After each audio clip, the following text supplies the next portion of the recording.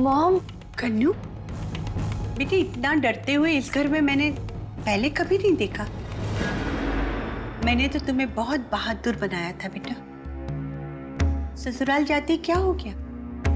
नहीं mom, actually आपने अचानक से हाथ रख दिया ना, इसलिए। कन्नू, माँ हूं तुम्हारी। शब्दों के पार जो तुम्हारी आंखों में दिखाई दे रहा है ना, उसे मैं साफ पढ़ सकती हूँ। और इस बार जो तुम्हारी आंखों में दिखाई दे रहा है, उसने मुझे फिक्र में डाल दिया है। बेटा 3 दिन हो गए तुम्हें यहाँ आए। इन 3 दिनों में ना अतुल ने कोई फोन किया है, ना उनमें से किसी ने हमसे बात की है। तुम्हारे और अतुल के बीच में कुछ तो है, और वो क्या बात हुई है अगर तुम मुझे बताओगी तो बहुत अच्छा रहेगा। मैं तुम्हें यही कहूंगी कि प्लीज अभी ये बात तुम किसी को भी मत बताओ। नहीं बेटा, तुम पे कोई दबाव नहीं डालूंगी मैं। जब तुम्हारा मन करे ना तब बता देना। लेकिन एक बात याद रखना, अगर तुमने हमें सच सच नहीं बताया ना, तो हम चाहकर भी तुम्हारी मदद नहीं कर पाएंगे।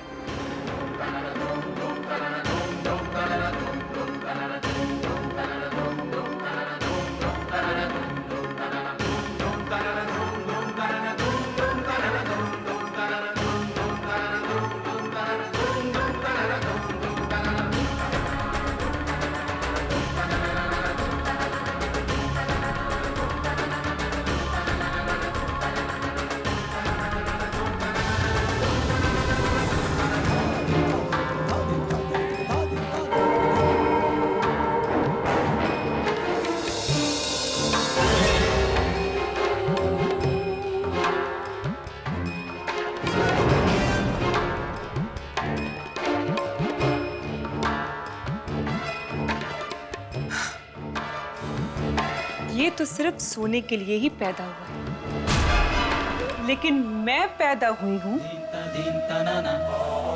दूसरों की नींद उड़ाने के लिए।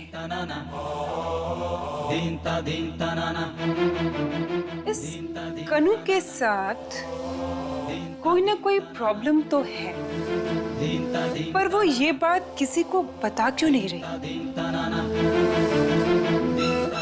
पता लगाना पड़ेगा।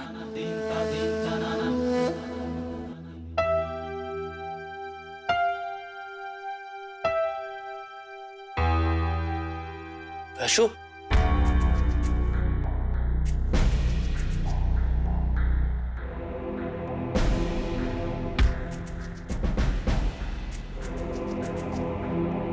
वैशु, अभी तक सोई नहीं तुम? तो क्या करूं? क्या करूं क्या? सो जाओ चलो। तुम जाकर सो जाओ, मुझे अभी नींद नहीं आ रही। मैं क्या कह रहा था? जाओ।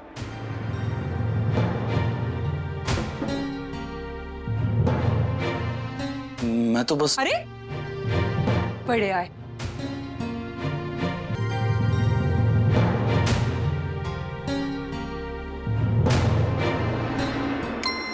मामा, मामा, मामा, मामा।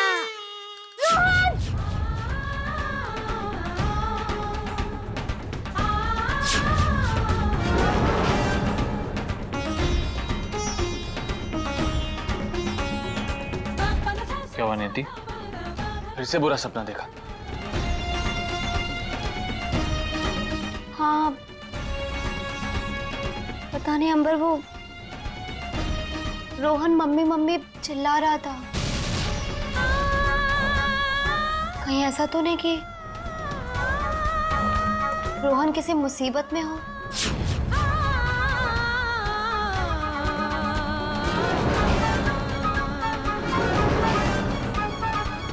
नीति रिलैक्स, वो सिर्फ एक बुरा सपना था और कुछ नहीं।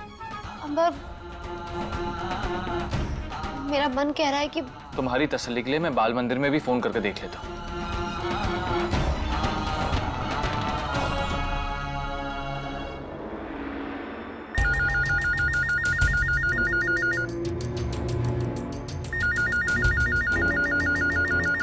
अरे इस वक्त किसे हमारी सेवाओं की जरूरत आन पड़ी भैया?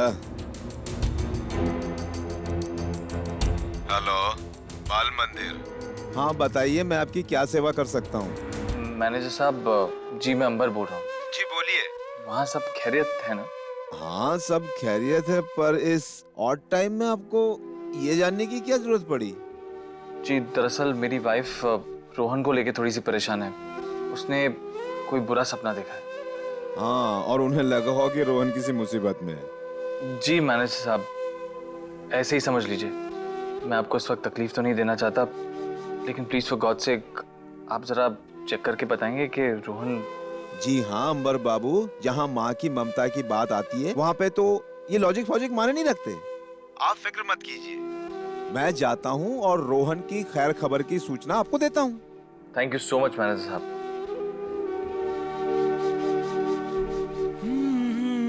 बहुत ही भला आदमी है।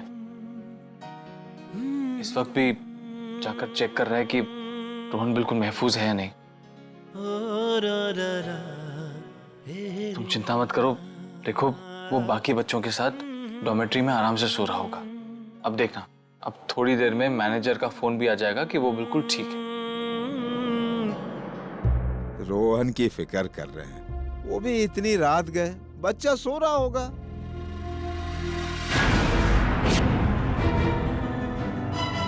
अरे ये कहाँ गया? रोहन,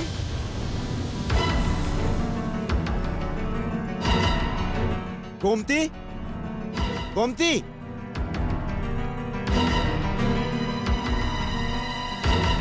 अरे गोमती, अरे गोमती। जी साहब। अरे जी साहब क्या, तुम्हें यहाँ सोने की तनख्वाह मिलती है, यहाँ पड़े रहने की? नहीं साहब, मैं तो जागती हूँ। वो साहब कब आंख लग गई पता नहीं चला। साहब क्या हो गया? अरे वो बच्चा जो वहाँ सोया था वो गया कहाँ?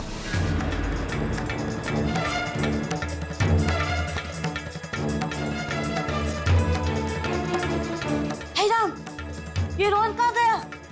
अरे वही तो मैं भी पूछ रहा हूँ कि रोहन गया कहाँ? कहाँ जाएगा साहब? यहीं कहीं होगा। साहब मैं देखती हूँ। देखती नहीं हूँ, जाओ और उसे ढूंढ कर लाओ।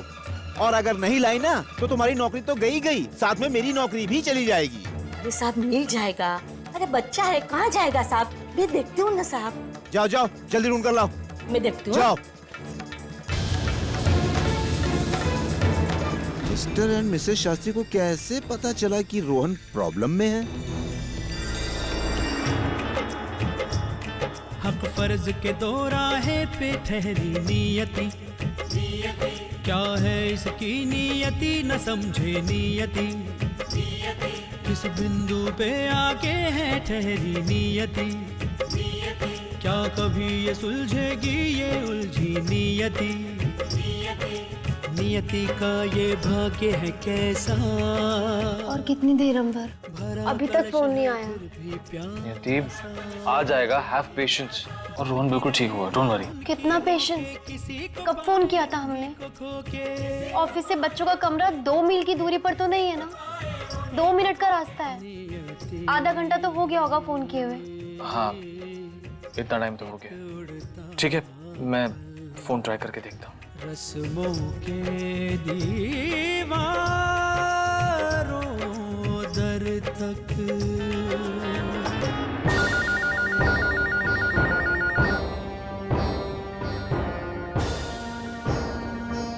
क्या हुआ?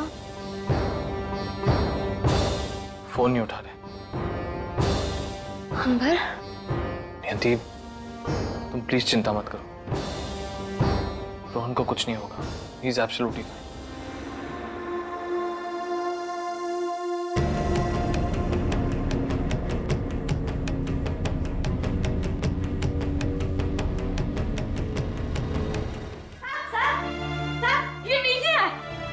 मिल गया? कहाँ था मेरा बच्चा? मेरा मुन्ना कहाँ चला गया था? कहाँ मिला ये? अरे साहब वो बाहर वाले गेट पे बैठा था, पता नहीं इसका रास्ता देख रहा था। देखो आगे से ऐसी गलती ना हो। नहीं साहब, मैं सोती नहीं हूँ। वो कैसे आंख लग गई साहब? साहब अभी गलती नहीं करूंगी साहब।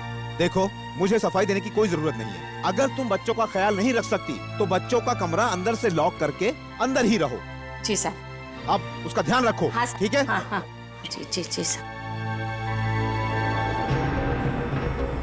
नियति, मैं चलता हूँ। मैं भी साथ चल रही हूँ अम्बर। नियति, इस वक्त कहाँ? प्लीज। ठीक है, चलो।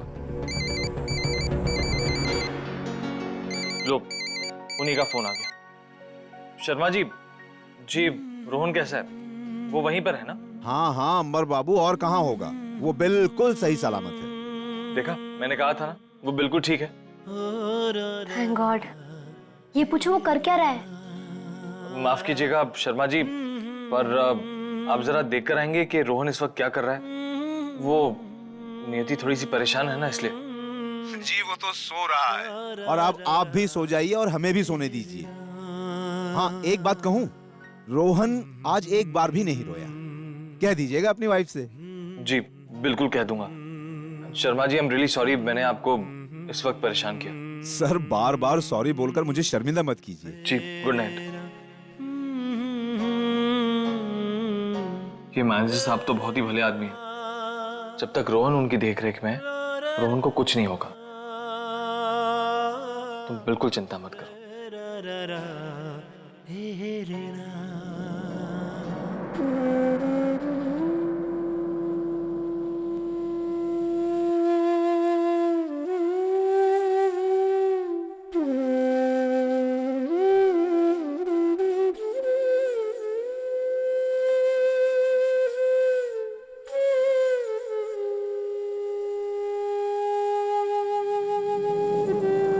क्या कहूँ मैं यहाँ सबसे? कह दूँ कि अतुल अब वो अतुल नहीं रहा, बहुत बदल चुका है। लेकिन मेरी बात मानेगा कौन? यहाँ तो सब मुझसे ज्यादा अतुल पे विश्वास करते हैं। ऐसी क्या गलती हो गई कन्नू से? कितने दिन हुए शादी को? कोई ऐसा करता है क्या? मेरे तो तीनों बेटे अपनी अपनी बीवियों को छोड़ने अभी तक मायके जाते हैं। फिर कन्नू ने ऐसा क्या कर दिया? क्या अतुल ने उसे या हमें फोन करना तक जरूरी नहीं समझा?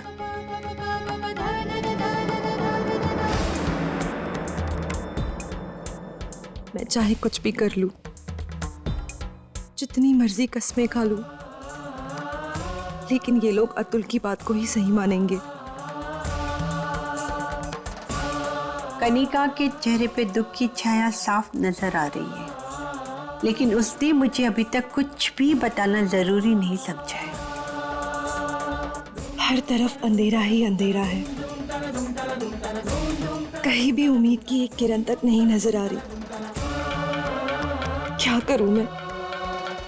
क्या करूं? गलती चाहे जिसकी भी हो, लेकिन बेटी तो हमारी है। अब हमें कोई ना कोई रास्ता निकालना पड़ेगा।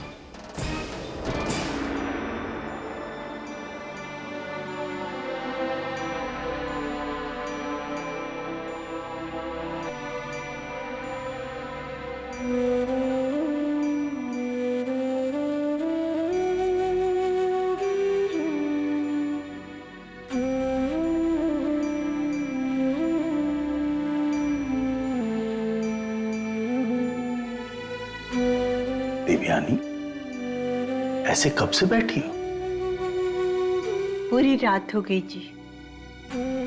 क्या करूं, नींद ही नहीं आ रही। क्यों? सब ठीक तो है ना? ये क्या सवाल हुआ? सब ठीक तो है ना? अरे सब ठीक होता ना तो रोना ही किस बात का था? चलो अब तो बता दो, किस फिक्र में घुल रही हो? कन्नू की, और किसकी? और इतना तो हमारी बेटी भी जानती है ना कि पति पत्नी के बीच में चाहे कितनी भी अनबन हो जाए, लेकिन अंत में वो दोनों एक हो जाते हैं। लेकिन कनिका और अतुल के बीच में क्या चल रहा है, इसके बारे में ना कन्नू ने मुझे बताया है ना कोई और बता रहा है। आप ही बताइए, टेंशन तो होगी ना? टेंशन तो होगी ना देवयानी, मैं समझ सकता हूं, लेकिन इस प्रॉब्लम का सलूशन टेंशन तो नहीं है ना? वो तो बातचीत करके ही हल निकालना पड़ेगा। आप ठीक कह रहे हैं। आप कल सुबह ही अतुल की दादी को फोन लगाइए ना, पता तो चले कि आखिर प्रॉब्लम क्या है। और अगर जरूरी हुआ ना तो मैं भी आपके साथ चलूंगी अतुल की दादी से मिलने।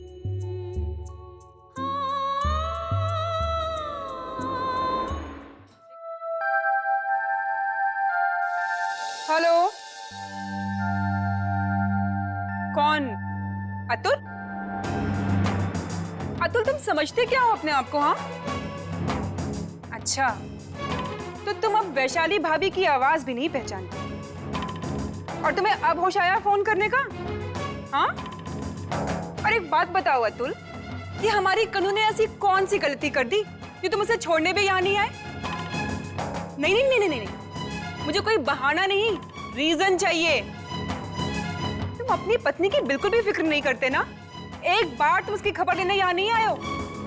देखो अतुल, उसकी भाभी हूं मैं, पूरा हक बनता है मेरा जानने का। बाद में नहीं, मुझे अभी बताओ। और एक बात तुम कान खोल के सुन लो, कि हमारी बेटी कोई बोझ नहीं है हम पर, कि हमने शादी कर दी तो उसकी फिक्र बिल्कुल खत्म। कनू तुमसे कुछ कहे चाहे ना कहे, लेकिन मैं चुप बैठने वालों में से बिल्कुल नहीं हूं। क्यों? अब तुम्हारी बोलती क्यों बंद हो गई? जवाब दो, मुझे बताओ कि मैं तुमसे कब और कहां मिल सकती हूँ? बोलो। हेलो अतुल? अतुल? अरे